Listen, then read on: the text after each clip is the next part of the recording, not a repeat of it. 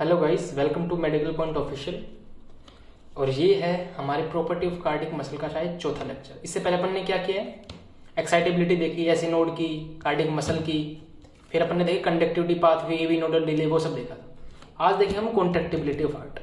देखो, कॉन्ट्रैक्टिबिलिटी का मतलब क्या है? Ability of tissue to shorten the length after receiving stimulus. यानी कोई टिश्यू ये लिया हमने, इसकी कोई एल लेंथ है, इसको हमने स्टिमुलेट किया किसी पॉइंट पे, उसके बाद हमने देखा कि ये टिश्यू छोटा हो गया, इसकी कोई नई लेंथ आई है एक्स जो कि एल से छोटी, तो ये कॉन्ट्रैक्टाइल टिश्यू है जिसने स्टिमुलस के रिसीव करने के बाद अपनी लेंथ को छोटा कर लिया। इसी को हम बोल रहे हैं कॉन्ट्रैक्टिबिलिटी एबिलिटी। ठीक है, ये एबिलिटी टिश्यू। अब देखो, ये इसमें हार्ट की प्रॉपर्टी आती है ऑल और नन लो। देखो ये क्या है, कुछ स्टिमुलस होते हैं अलग अलग टाइप के, जैसे कि सब थ्रेशोल्ड, थ्रेशोल्ड, सब मैक्सिमल, मैक्सिमल और सुप्रा मैक्सिमल। देखो क्या क्या होता है। देखो, थ्रेशोल्ड एक क्या होता है, मिनिमम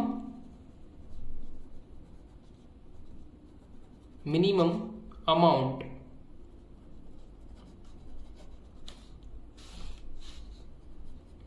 एक मिनिमम अमाउंट, एक मिनिमम स्ट्रेंथ, अमाउंट नहीं स्ट्रेंथ, एक minimum strength of stimulus to excite tissue. यहां पे बात चली कार्डियक टिश्यू, यानी एक ऐसा स्टिमुलस की स्ट्रेंथ जो कि एक टिश्यू को एक्साइट कर दे और उसमें कॉन्ट्रैक्टिबिलिटी चालू हो जाए, वो हार्ट कॉन्ट्रैक्ट करना चालू कर दे, उस स्ट्रेंथ ऑफ स्टिमुलाई को बोलते हैं थ्रेशोल्ड। उससे नीचे की इतने स्टिमुलाई को क्या बोलेंगे, सब थ्रेशोल्ड।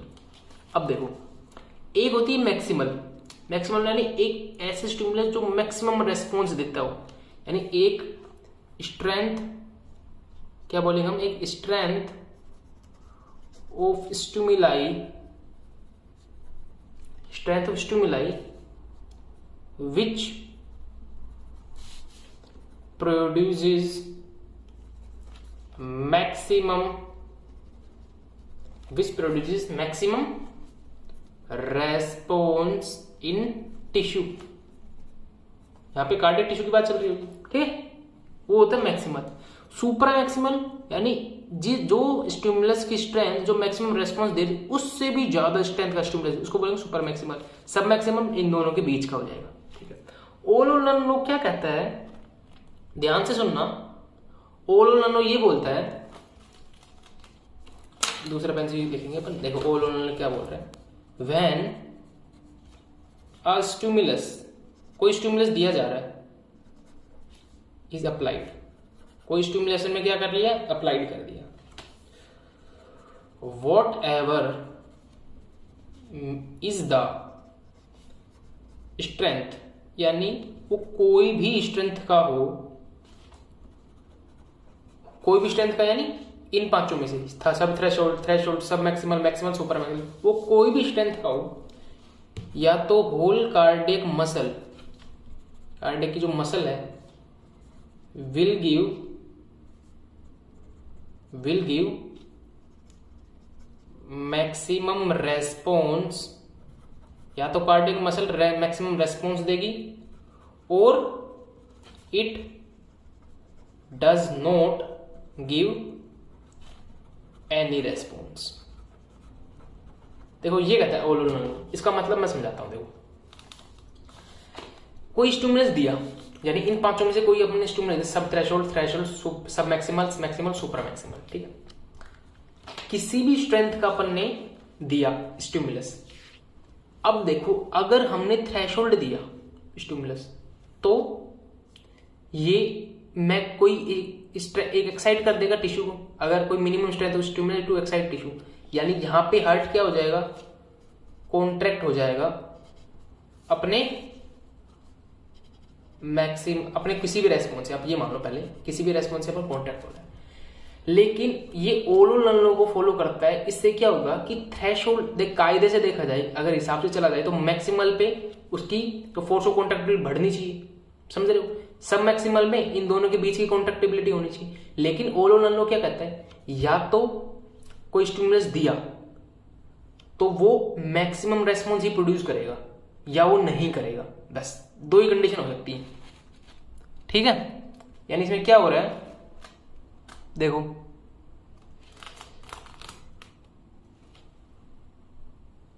इसे होगा ये कि अगर सब थ्रेशोल्ड देंगे तो भाई कार्डियक टिश्यू में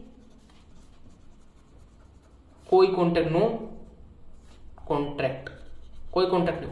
लेकिन कोई भी स्टिमुलस दिया, थ्रेशोल्ड दो, सब मैक्सिमल, मैक्सिमल, सुपर मैक्सिमल, ये एक ही फोर्स के साथ कॉन्ट्रैक्ट करेगा, एक मैक्सिमम कॉन्ट्रैक्टिबिलिटी ही शो करेगा, चाहे वो थ्रेशोल्ड हो, चाहे सब मैक्सिमल हो, मैक्सिमल हो, सुपर मैक्सिमल, उसको कोई फर्क नहीं पड़ेगा कि मैक्सिमल स्टिमुलस है, सुपर मैक्सिमल है तो मैं ज्यादा फोर्स के साथ कॉन्ट्रैक्ट करूं। कार्डियक मसल या तो कॉन्ट्रैक्ट करेगी या नहीं करेगी, चाहे थ्रेशोल्ड का दो, सब मैक्सिमल का दो, मैक्सिमल का दो या सुपर मैक्सिमल का दो, ठीक है। मसल एक ही फोर्स के साथ कॉन्ट्रैक्ट करेगी, ये है ऑल ओवर लो। अब देख लेते हैं ये इसका रीजन क्या है। Let's see the reason. इसका रीजन क्या है ऑल ओवर लो? रीजन है the spelling SY syncytial arrangement of cardiac muscle. देखो syncytial arrangement of cardiac muscle ही वो रीजन है जिसकी वजह से ऑल ओवर नल्लो फॉलो। सिंसाइशियल अरेंजमेंट यानी ये नहीं कि मसल का छोटा सा पार्ट कॉन्ट्रैक्ट हो जाता है। एट्रिया की एक मसल है तो उसमें बहुत सारे फाइबर्स हैं, तो ये नहीं अलग अलग फाइबर अलग अलग टाइम कॉन्ट्रैक्ट, वो पूरे फाइबर, पूरे एट्रिया फाइबर एक साथ कॉन्ट्रैक्ट होंगे ताकि पूरा एट्रिया एक साथ कॉन्ट्रैक्ट हो। ये होता है सिंसाइशियल अरेंजमेंट। समझ में आ गया? तो कार्डियक मसल का सिंसाइशियल अरेंजमेंट ही ऑल ओवर नल्लो के लिए रेस्पॉन्सिबल होता है। अब एक क्वेश्चन आता है वाइवा में, अगर अच्छा टीचर हो तो एक अच्छा क्वेश्चन पूछ सकता है कि बताओ स्केलेटल मसल ऑल ओवर नल्लो को फॉलो करती है? तो आप बिल्कुल मना करोगे कि स्केलेटल मसल नॉट फॉलो क्या? ऑल और नन लो। अब अच्छा क्वेश्चन ये बनेगा, मेन क्वेश्चन है कि बताओ स्केलेटल मसल में फिर वो क्या है जो ऑल और नन लो को फॉलो करता है। भाई वैसे तो स्केलेटल मसल नहीं करती, लेकिन स्केलेटल मसल में कुछ ऐसा बताओ जो ऑल और नन लो को फॉलो करता हो। तो आप बोलोगे स्केलेटल मसल का जो फाइबर होता है ना, यानी सिंगल लिख सकते हैं आप, single skeletal muscle fibre, skeletal muscle fibre है वो फॉलो करता है। पूरी मसल फॉलो नहीं करेगी, लेकिन जो एक फाइबर है वो फॉलो करेगा ऑल और नन लो को। या तो वो कॉन्ट्रैक्ट होगा या वो कॉन्ट्रैक्ट नहीं होगा, और अगर होगा तो अपने मैक्सिमम फोर्स के साथ होगा। समझ में आ गया? स्केलेटल मसल फॉलो नहीं करती ऑल और नन लो को, लेकिन single skeletal muscle fibre follow करता है। याद रखेंगे? ओके, चलो अब अगला फिनोमेना देखते हैं जिसका नाम है स्टेयरकेस फिनोमेना। ठीक है, इस स्टेयरकेस फिनोमेना को अपन ट्रैपेजी बोलते हैं। ठीक है, अच्छे से समझना क्या है स्टेयरकेस फिनोमेना। देखो पहले यहां बात करते हैं, ये है कोई सिंपल स्केलेटल मसल, क्योंकि स्टेयरकेस फिनोमेना स्केलेटल मसल में भी होता है, और ये है कोई अपनी कार्डियक मसल की सेल है। ठीक है, ये स्केलेटल मसल नहीं है, इसकी कोई सेल है। ठीक है, अब देखो क्या हो रहा है, अच्छे से समझना, ध्यान देके कि हो क्या रहा है। ये इसकी मेम्ब्रेन है, ये इसके टी ट्यूब्यूल है। ठीक है,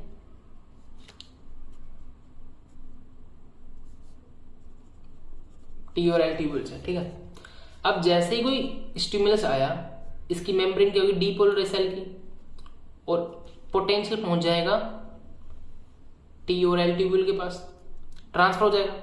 टी और एल ट्यूब्यूल के पास जब वो सिग्नल आता है, एक्शन पोटेंशियल आता है, तो क्या करती है, वो कैल्शियम उनका जो स्टोर होता है वो रिलीज करती है सार्कोप्लाज्म में।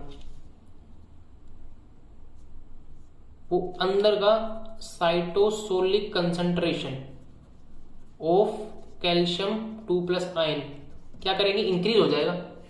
जैसे ही कोई एक्शन पोटेंशियल आएगा तो साइटोसोलिक वो यहां से एल और टी ट्यूब्यूल से अंदर जाएंगे कैल्शियम आयन, वो ट्रोपोनिक बाइंडिंग होगी, जो भी उनका काम है वो कर दे। उसके बाद क्या होगा, मसल का रिलैक्सेशन होगा। तो मसल का रिलैक्सेशन के टाइम पे क्या होता है, एक प्रोटीन होती है मेम्ब्रेन पे, इसको बोलते हैं सरका, स्मूथ एंडोप्लाज्मिक कैल्शियम एटीफेज, क्या बोला, स्मूथ एंडोप्लाज्मिक कैल्शियम एटीफेज, ये क्या करेगी, by the help of energy, जो कैल्शियम पंप हुआ था अंदर कॉन्ट्रैक्शन टाइम पे, उस कैल्शियम को वापस एलओटी ट्यूब्यूल्स में भरेगी by the help of ATP.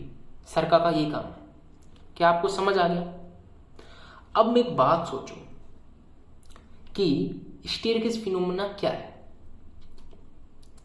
ये जो इंपल्स आ रही है, मैं इसका फ्रीक्वेंसी बढ़ा रहा हूं। फ्रीक्वेंसी यानी मैं 1 मिनट में या 1 सेकंड में बहुत ज्यादा बार इसको स्टिमुलेट कर रहा हूं, यानी बहुत स्पीड सिग्नल आएगा मेम्ब्रेन पर, यानी बहुत स्पीड से कैल्शियम अंदर जाएंगे।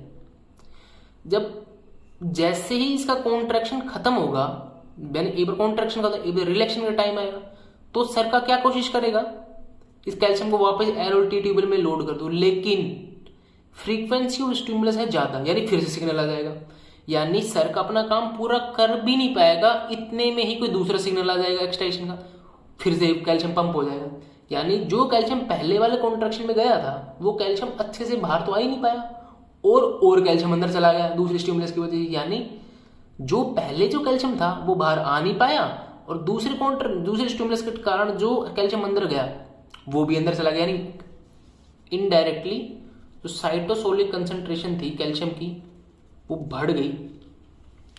सर का काम ही नहीं, इतनी जल्दी आया, फ्रीक्वेंसी इतनी जल्दी कि सर का अच्छे से काम ही नहीं कर पाई, यानी यहां हुआ बेनिफिशियल इफेक्ट। यानी स्टेयरकेस फिनोमेना का जो रीजन है वो है बेनिफिशियल इफेक्ट। बेनिफिशियल इफेक्ट का मतलब क्या हुआ कि दूसरे वाले स्टिमुलस को बेनिफिट हो गया पहले वाले स्टिमुलस के कैल्शियम के कारण।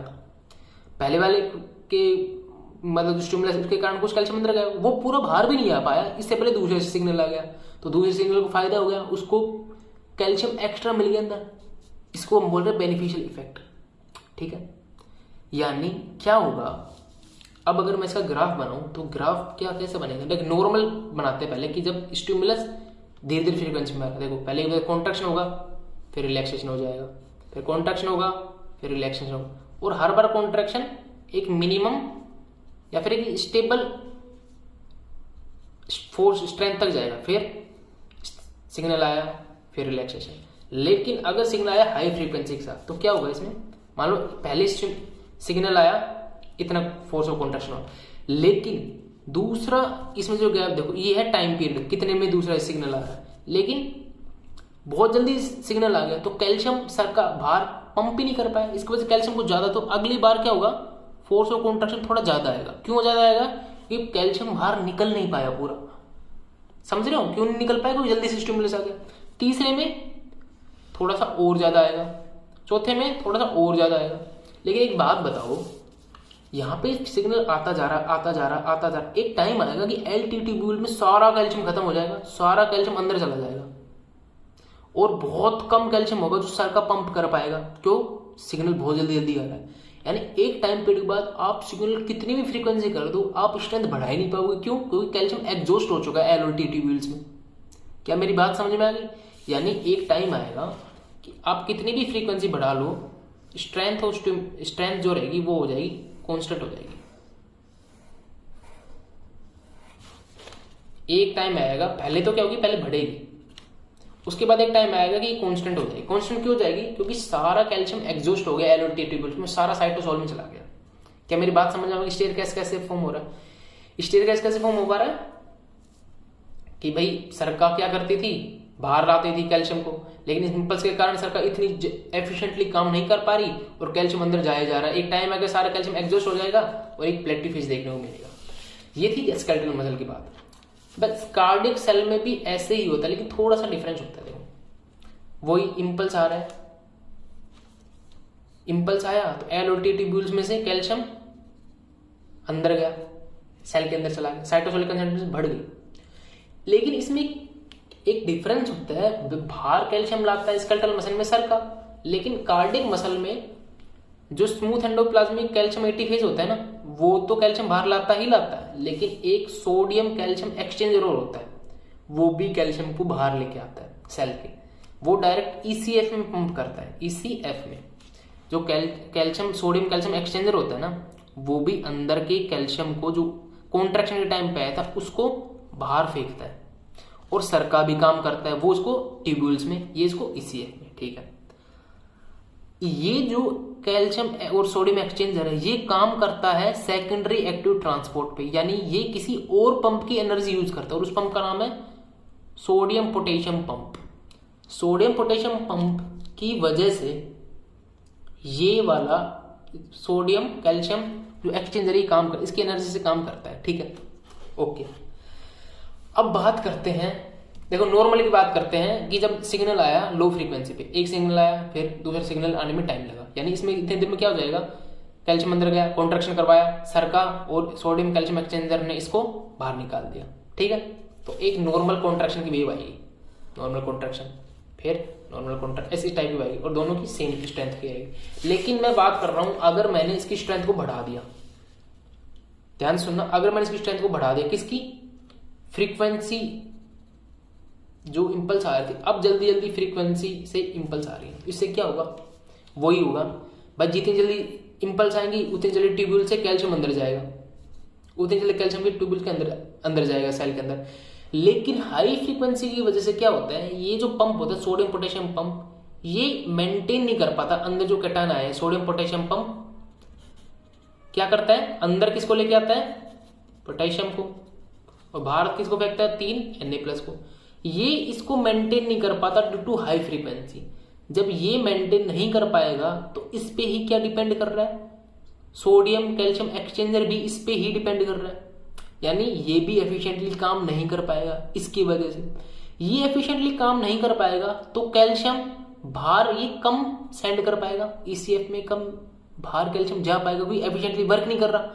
और ये एफिशिएंटली वर्क क्यों नहीं कर रहा, क्योंकि sodium potassium pump efficiently work नहीं कर रहा। और sodium potassium pump efficiently work क्यों नहीं कर रहा, क्योंकि हाई फ्रीक्वेंसी पे ये थोड़ा डिस्टर्ब हो जाता है, यानी बाहर ईसीएफ में कैल्शियम कम जाएगा, बाहर कैल्शियम कम जाएगा, यानी कैल्शियम साइटोसोल में इंक्रीज होता रहेगा जितनी फ्रीक्वेंसी आती रहेगी, तो वही स्ट्रक्चर बन जाएगा।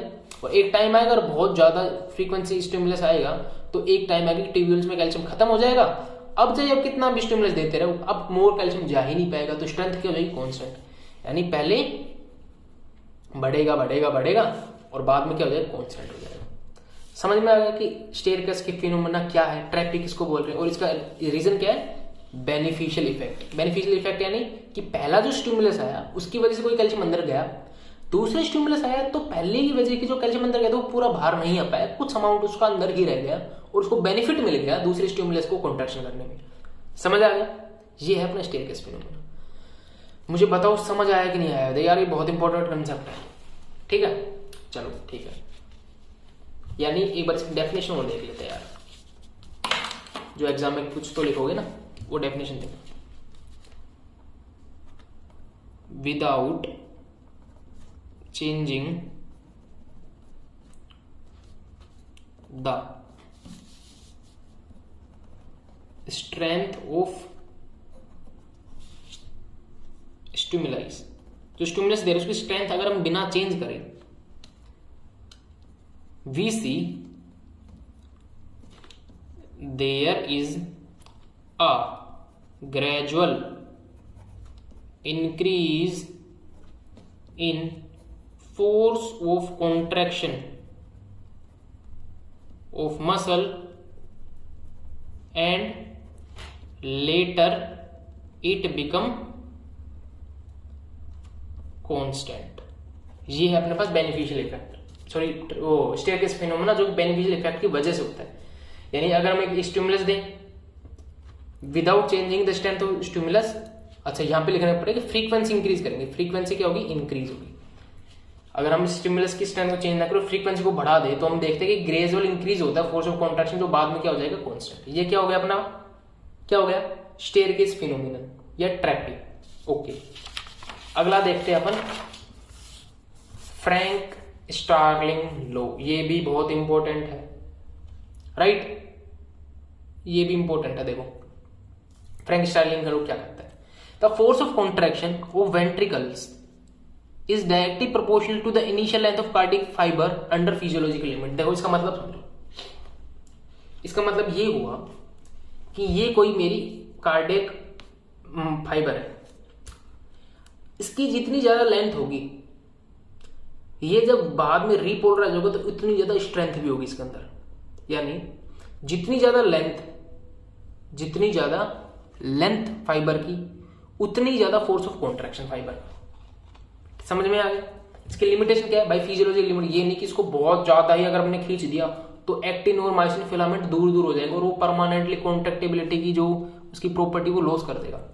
लिमिटेशन है, if the length is extremely large it crosses physiological limits and actin and myosin filaments are actually pulled apart, वो बहुत दूर दूर हो जाए and contraction nature is lost, वो लॉस्ट हो जाएगा। समझ में आ गया? देखो ये किस कंडीशन में थे? एक्रोमेगाली, हार्ट का साइज बड़ा हो जाए, हार्ट का साइज बड़ा हो जाएगा तो वेंट्रिकल्स भी बड़े हो जाएंगे, वेंट्रिकल्स बड़े हो जाएंगे तो उनके फाइबर्स बड़े हो जाएंगे। तो कई बार क्या होता है कि फाइबर फिजियोलॉजिकल लिमिट को ही क्रॉस कर देते हैं। इस वजह से क्या होता है, कार्डियक फेलियर के लेटर स्टेज में देखा था कार्डियोमेगाली। ठीक है, इसका सिग्निफिकेंस देखते हैं कि अपन फ्रैंक स्टार्लिंग का सिग्निफिकेंस है क्या। देखो सोचो एक बार, इसका सिग्निफिकेंस है it keep the both ventricle same, output होता है तो बोथ वेंट्रिकल को सेम रखता है। If one ventricle start pumping more, अगर एक वेंट्रिकल से ज्यादा पंप करने लग गया तो वो कार्डियक आउटपुट ऑटोमेटिकली नॉर्मल आ जाता है। देख कैसे नॉर्मल आ जाता है ये समझते हैं। देखो ये हार्ट है,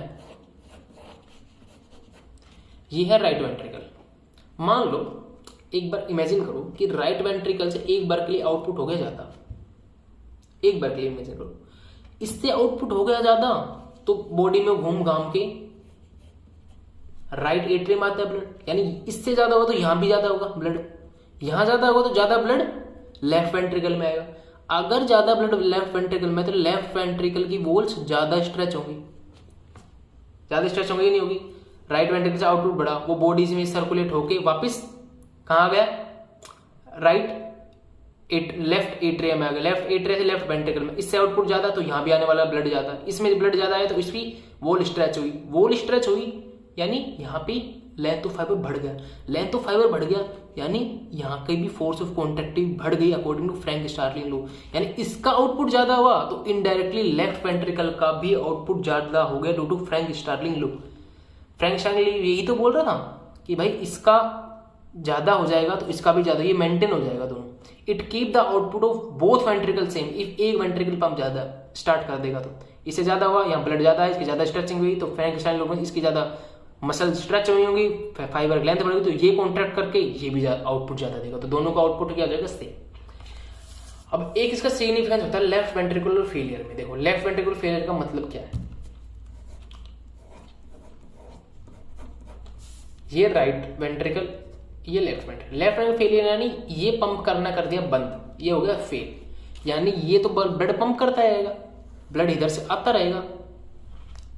समझ में आ गया? यहां से ब्लड आता रहेगा, जब यहां से ब्लड आता रहेगा तो ये ब्लड लेफ्ट वेंट्रिकल में जाएगा, बट लेफ्ट वेंट्रिकल क्या होगा, फेल, यानी यहां की स्ट्रेच वॉल बढ़ती, यहां की वॉल्स बढ़ती जाएंगी, बढ़ती जाएंगी। जितनी ज्यादा बढ़ेगी वॉल्स उतने ज्यादा फाइबर की लेंथ बढ़ेगी, फाइबर की जितनी ज्यादा लेंथ बढ़ेगी उतना ज्यादा फोर्स ऑफ कॉन्ट्रैक्टिबिलिटी बढ़ेगा। यानी लेफ्ट वेंट्रिकल फेलियर में फ्रैंक स्टार्लिंग लॉ कोशिश करेगा कि यार इसकी स्ट्रेच वॉल को बढ़ा बढ़ा के इसका फोर्स ऑफ कॉन्ट्रैक्शन बढ़ा दो ताकि ये पंप करने लग जाए।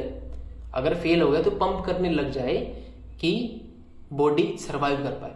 लेकिन अगर ये वेट वेंट्रिकल हो ही नहीं पाए, बढ़ता गया साइज बढ़ता गया और एक टाइम आएगा जब फाइबर्स फिजियोलॉजिकल लिमिट को ही क्रॉस कर जाएंगे और बॉडी काम करना बंद कर देगी। समझ में आ गया लेफ्ट वेंट्रिकल फेलियर में कैसे काम दे रहा फ्रैंक स्टार्लिंग लॉ? क्योंकि ब्लड एक्यूमुलेट करता जा रहा है, जितना ज्यादा ब्लड एक्यूमुलेट होता जाएगा स्ट्रेच वॉल्स मतलब बढ़ती जाएंगी वॉल्स का डायमीटर और फाइबर भी बढ़ता जाएगा तो फोर्स ऑफ कॉन्टैक्ट भी बढ़ेगा ताकि जान बच जाए। ठीक है, अब बात करते हैं प्री लोड और आफ्टर लोड की। ठीक है, तो समझो प्री लोड और आफ्टर लोड का कंसेप्ट क्या है। The load which act on muscle before it contracts. चलो डेफिनेशन छोड़ो, अपन एक प्रैक्टिकल एग्जांपल लेंगे। देखो ये तो बुकिश नॉलेज होगी। देखो प्री लोड क्या है इससे समझेंगे। देखो ये एक पिचकारी है, ठीक है, इसे समझो कि जब हम इसके अंदर इसकी वॉल्यूम को एक्सपेंड करेंगे, ठीक है, इसको वॉल्यूम को एक्सपेंड किया तो ये जितना पहले एक्सपेंड हो सकता है हम इसको कितना एक्सपेंड कर सकते हैं, वो तो है प्री लोड। अब मान लो ये लेंथ ऑफ मसल फाइबर की, तो देखो लेंथ ऑफ मसल फाइबर जितनी ज्यादा होगी उतना ज्यादा प्री लोड, जितनी ज्यादा लेंथ ऑफ मसल फाइबर की होगी उतनी ज्यादा प्री लोड। और ये किसके अगेंस्ट पुश करेगा, ये जो लोड आया ये किसके अगेंस्ट पुश करेगा, वो होगा आफ्टर लोड। देखो एक बार डेफिनेशन समझो, उसके बाद इसे समझाता हूं। देखो प्री लोड क्या है, the load which act on muscle, क्या बोला, the load which act on muscle before it begin to contract, मतलब मसल अभी कॉन्ट्रैक्ट नहीं हुई है उस टाइम पे उसमें कितना लोड है, मसल अभी कॉन्ट्रैक्ट नहीं हुई है उसमें कितना लोड है। हार्ट के केस में क्या हो जाएगा, ये देखो ये है सिंपल रिलैक्स मसल, देखो मसल समझो, ठीक है, ये अपनी एक सिंपल होली वाली पिचकारी है, ठीक है, इसको सिंपली अपन मसल समझेंगे। अब देखो जब मैंने इसको कॉन्ट्रैक्ट, इसको पहले मैंने खोल लिया, अब देखो इस टाइम पे जब ये कॉन्ट्रैक्ट होने से पहले की स्टेट है, ठीक है, ये इसने लिखा है the load which act on muscle before it begin to contract. इस टाइम पे इसमें कितना लोड है भाई, जिसमें इतने पानी भरा होगा उतना ही लोड होगा। अब अगर मैं इसका फाइबर की लेंथ बढ़ा दूं तो ज्यादा लोड हो गया, समझ में आ रहा है, अगर मैं फाइबर की लेंथ बढ़ा दूंगा तो ज्यादा लोड, मैं और बढ़ा दूंगा तो और ज्यादा लोड, मैं और बढ़ा दूंगा तो और ज्यादा लोड, समझ रहे हो मेरी बात, समझे। अगर यही फाइबर की लेंथ कम होगी तो कम लोड, यानी जब अभी कॉन्ट्रैक्ट नहीं होने, अभी कॉन्ट्रैक्ट हो रहा है, नहीं हो रहा ना, कॉन्ट्रैक्ट यानी ऐसे अंदर जा रही, कॉन्ट्रैक्ट नहीं हुआ, यानी अभी ये अनकॉन्ट्रैक्ट स्टेट में, तो इस टाइम पे इसमें जितना लोड है ना, इस टाइम पे इतनी लोड, ये है प्री लोड, ठीक है। The amount of blood in ventricle which have to pump by systole, अब इसमें जो अमाउंट ऑफ वाटर होगा इस टाइम पे वो होगा इसका क्या, प्री लोड। हार्ट के केस में वही क्या होता है, ब्लड होता है, यानी आपको प्रीलोड अभी अच्छे से समझ में आ गए हो क्या होगा प्रीलोड। और आफ्टर लोड क्या होगा, ये देखो इसकी नोजल है, ये है इसकी नोजल, ये एक्ट करेगा आफ्टर लोड की तरह। अब मान लो इस नोजल का मैं डायमीटर बढ़ा दूं, मैं इस नोजल का डायमीटर बढ़ा दूं तो क्या पानी को पंप करना आसान रहेगा या फिर हार्ड रहेगा, आसान रहेगा, क्योंकि इसका डायमीटर खुल जाएगा तो वाटर आसानी से, जब मैं इसको ऐसे यहां से कॉन्ट्रैक्ट करूंगा तो यहां से वाटर आराम से निकल जाएगा। अगर वहीं मैं इसका नोजल पतला कर दूं तो वाटर को पुश करने में मुश्किल होगी या फिर आसानी होगी, मुश्किल होगी अगर नोजल पतला हो जाएगा।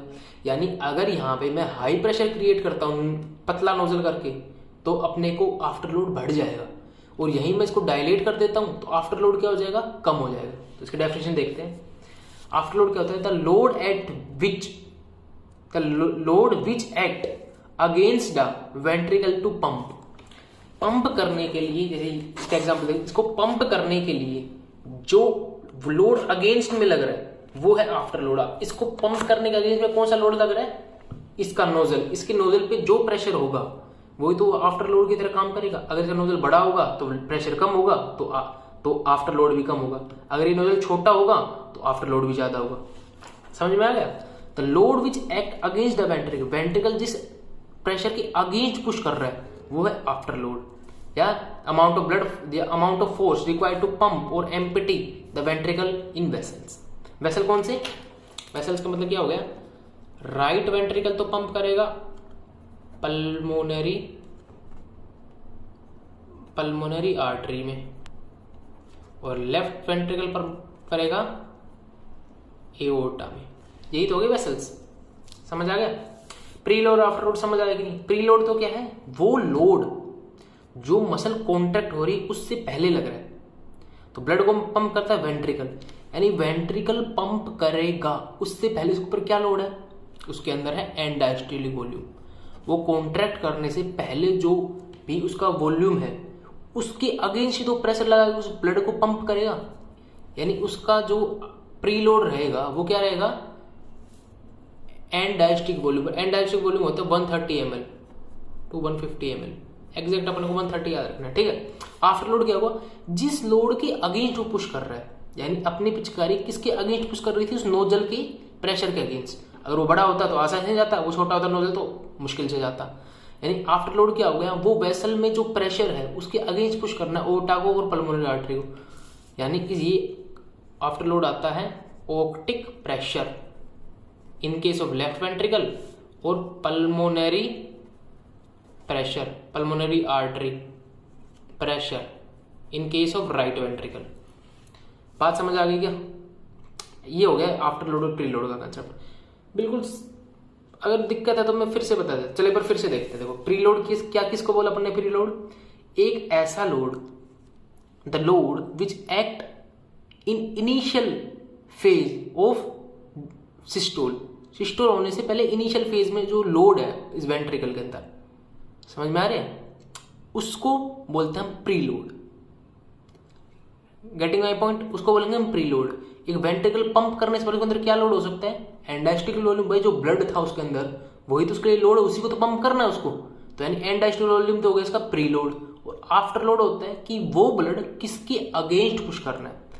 अब वो वेंट्रिकल किसके अगेंस्ट पुश करेगा? ओटा के प्रेशर के अगेंस्ट पुश करेगा लेफ्ट वेंट्रिकल, और पल्मोनरी आर्टरी के प्रेशर के अगेंस्ट पुश करेगा राइट वेंट्रिकल। आप खुद बताओ, आफ्टर लोड लेफ्ट वेंट्रिकल के लिए ज्यादा है या राइट वेंट्रिकल के ज्यादा है? बिल्कुल आफ्टर लोड लेफ्ट वेंट्रिकल के ज्यादा है, क्योंकि उसमें ओटा का प्रेशर है और ओटा का प्रेशर 80 से 120 के बीच में होता है। और वो राइट वेंट्रिकल का आफ्टर लोड है क्या? कम। क्यों? क्योंकि उसमें पल्मोनरी आर्टरी में लो प्रेशर होता है। मेरी बात को समझे? ये है concept pre load and after load. अगर नहीं आए तो लेट मी नो इन कमेंट्स, मैं फिर से बता दूंगा। आगे प्रॉपर्टी देखते हैं। देखो एक लास्ट प्रॉपर्टी बची है दो। एक तो है समेशन ऑफ सब मिनिमल स्टिमुलाई।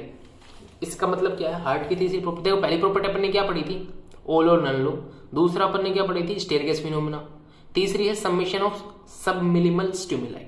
इसका मतलब क्या है कि जो सब थ्रेशोल्ड की, देख थ्रेशोल्ड देंगे तो हार्ट एक्साइट हो जाएगा और कॉन्ट्रैक्ट करेगा, लेकिन अगर सब थ्रेशोल्ड देंगे तो हार्ट कॉन्ट्रैक्ट नहीं करेगा। लेकिन सब थ्रेशोल्ड स्टिमुलस का देने की अगर हमने फ्रीक्वेंसी इंक्रीज कर दी, क्या बोला मैंने?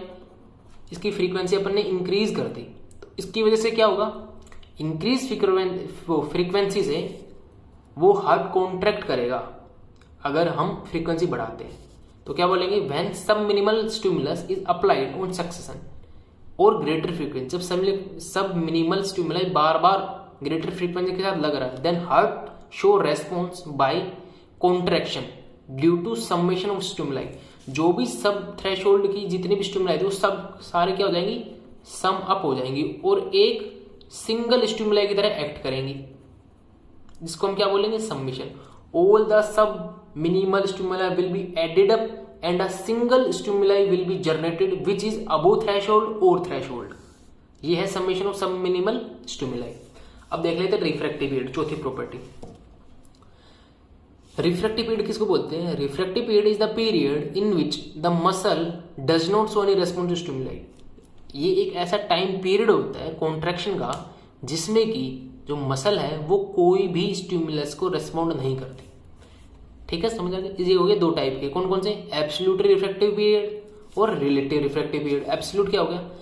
The period during which the muscle do not show any response at all what ever be the strength of stimulus. इसका मतलब समझो क्या कहना चाह रहा है ये। पेज कहाँ चला गया? इसका मतलब ये है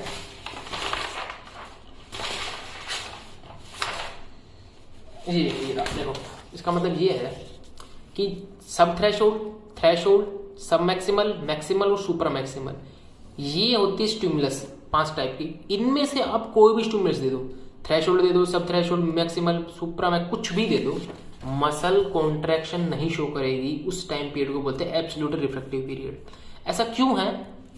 ऐसा इसलिए है कि जो कार्डियक मसल का जो एक्शन पोटेंशियल का जो ग्राफ आता है कार्डियक मसल का, वो कुछ ऐसा आता है। देखो वो आ रहा था कुछ ऐसा, आपको याद हो मैंने शायद सेकंड लेक्चर में पढ़ाया था, वो कुछ आता है ऐसा। तो ये डीपोलराइजेशन, तो ये जो टाइम पीरियड है ना, ये जो टाइम पीरियड है ये डीपोलर, ये है क्विक रिपोलराइजेशन और फिर ये है कि प्लेटिव फेज।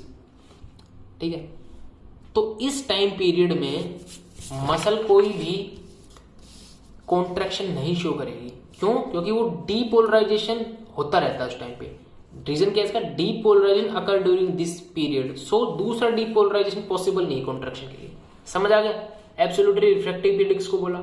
एक ऐसा period contraction of heart muscle के कंट्रैक्शन के टाइम, ऐसा टाइम पीरियड है जिसमें दूसरा कॉन्ट्रैक्शन नहीं हो सकता, चाहे कितना भी फ्रीक्वेंसी का या कितनी भी स्ट्रेंथ का स्टिमुलस हो। समझ आ गया, ये है एब्सोल्यूट। अब देखो रिलेटिव क्या होता है। रिलेटिव क्या होता है, period during which the muscle can show contraction. Muscle contraction show करती है, लेकिन कब करती है, जब strength of the stimulus is increase to maximum. जब स्टिमुलस मैक्सिमम दिया जाए तब ही वो रेस्पॉन्ड करेगी। यानी ना वो थ्रेशोल्ड में करेगी रिलेटिव रिफ्रैक्टिव पीरियड, ना वो सब थ्रेशोल्ड पे करेगी, ना वो थ्रेशोल्ड पे करेगी, ना वो सब मैक्सिमल पे करेगी। वो रेस्पॉन्ड करेगी सिर्फ मैक्सिमल पे। जब अपनी जो क्या बोलते हैं स्टिमुलस की स्ट्रेंथ जो मैक्सिमम हो जाएगी ना, तो ही वो रेस्पॉन्ड करेगी। सर क्या सुपर मैक्सिमल पे नहीं करेगी, वो भी उस पे भी करेगी। ठीक है, यानी period during which the muscle can show contraction if the strength of stimulus increase to maximum. अब इसका रीजन क्या है, वो है इस फेज में। देखो वो आएगा इस फेज में। इसमें जब रीपोलराइजेशन होता रहता है ना, ये वाला जो फेज है ये होता है रिलेटिव रिफ्रैक्टिव पीरियड का। तो रिलेटिव रिफ्रैक्टिव पीरियड का रीजन क्या है कि रीपोलराइजेशन होता रहता है इस फेज में। तो so another depolarization is possible. तो दूसरा डीपोलराइजेशन पॉसिबल होता है। अब देखो दूसरा डीपोलराइजेशन होगा तो कैसे होगा, इस वाले फेज में तो कोई नहीं हो, कोई भी कितना भी स्ट्रेंथ का दे दो, क्योंकि इस टाइम पे डीपोलराइजेशन हो रहा है, ये तो एब्सोल्यूट का है, ये वाला भी एब्सोल्यूट का प्लेटिव फेज। अब देखो जो रीपोलराइजेशन हो रहा है, अगर यहाँ आया यहाँ आया यहाँ, और ये इस पॉइंट पे मैंने मैक्सिमम स्टिमुलस दे दिया, कोई मैंने मैक्सिमल स्टिमुलस दे, तो ये यहाँ ग्राफ क्या कैसे जाएगा, ऐसे जाएगा अभी ग्राफ। यानी जैसे ही आ रहा था उसके तुरंत बाद यहाँ से फिर से एक स्टिमुलस दे मैक्सिमम का, तो ग्राफ कुछ ऐसा बन जाएगा और ग्राफ ये नीचे नहीं आएगा। यानी मैं बोल सकता हूँ कि जो एब्सोल्यूट रिफ्रैक्टिव पीरियड होता है, एब्सोल्यूट रिफ्रैक्टिव पीरियड, उसमें क्या होता रहता है, डीपोलराइजेशन होता है, डीपोलराइजेशन। लेकिन वहीं रिलेटिव के टाइम पे, रिलेटिव रिफ्रैक्टिव पीरियड के टाइम पे क्या होता रहता है, रीपोलराइजेशन। सो दूसरा डीपोलराइजेशन हो सकता है मसल के अंदर। मेरी बात समझ आ गई, वेरी गुड। अब देखो स्केलेटल मसल में क्या होता है, जो एब्सोल्यूट रिफ्रैक्टिव पीरियड होता है वो होता है 0.005 का, और रिलेटिव भी 0.005 का। यानी इसका मतलब ये हुआ कि एब्सोल्यूट रिफ्रैक्टिव पीरियड 0.005 सेकंड का, यानी इस फेज में स्केलेटल मसल क्या नहीं हो सकती, कॉन्ट्रैक्ट नहीं हो सकती, या फिर डीपोलराइज नहीं हो सकती, सिर्फ 0.005 का। और इस 0.005 में वो डीपोलराइज हो सकती है क्योंकि ये रिलेटिव रिफ्रैक्टिव पीरियड है। समझ आ गया। वहीं बात करें कार्डियक मसल के अंदर, तो कार्डियक मसल का एब्सोल्यूटली रिफ्रैक्टिव पीरियड तो 0.27 का, और रिलेटिव होता है 0.26 का। यानी इसमें 0.27 तक कोई भी स्टिमुलस दिया जाए, कितने भी फ्रीक्वेंसी, कितनी भी स्ट्रेंथ का, नो डीपोलराइजेशन, कोई डीपोलराइजेशन नहीं होगा, कोई डीपोलराइजेशन। हार्ट मसल कॉन्ट्रैक्ट ही नहीं कर सकती, कोई भी स्टिमुलस दे दो। और इसमें जब मैक्सिमल स्टिमुलाई दे जाएगा ना, तो ही वो कॉन्ट्रैक्ट करेगी। अब देखो इसका टोटल क्या हुआ, इसका टोटल रिफ्रैक्टिव पीरियड कितना हुआ, 0.01 सेकेंड, और कार्डियक मसल का कितना हो जाएगा, 0.53 सेकेंड। यानी कार्डियक मसल का रिफ्रैक्टिव पीरियड ज्यादा है। इसका क्या सिग्निफिकेंस हो गया भाई, ज्यादा देर तक कोई भी स्टिमुलस है वो उसको कॉन्ट्रैक्ट नहीं कर सकता। एब्सोल्यूट भी तो ज्यादा हो गया, अगर टोटल रिफ्रैक्टिव ज्यादा है तो मीन्स कोई समेशन नहीं होगा स्टिमुलाई का। कितने भी स्टिमुलाई दो, अगर वो एब्सोल्यूट में है तो कोई समेशन नहीं होगा, कोई समेशन नहीं होगा तो कोई कॉन्ट्रैक्शन नहीं होगा, कोई फटीग नहीं होगी, क्योंकि बार बार स्टिमुलस आएगा, बार बार कॉन्ट्रैक्ट करेगा, तो वो भी सिस्टम नहीं है, तो कोई फटीग नहीं होगा, कोई टिटनेस अपन बाद में पढ़ेंगे, जब अपन पढ़ेंगे ना वो कौन सा नर्व मसल फिजियोलॉजी, तब हम पढ़ेंगे टिटनेस क्या होता है। ठीक है, तो ये आपका प्रॉपर्टी ऑफ कार्डियक मसल खत्म होता है यहाँ पे। अब इसके बाद शायद अपन कार्डियक साइकिल करेंगे। ठीक है, thank you, bye, keep watching. और यार अगर प्लीज पसंद आ रही है फिजियोलॉजी तो सब्सक्राइब करें चैनल को। Thank you, keep watching.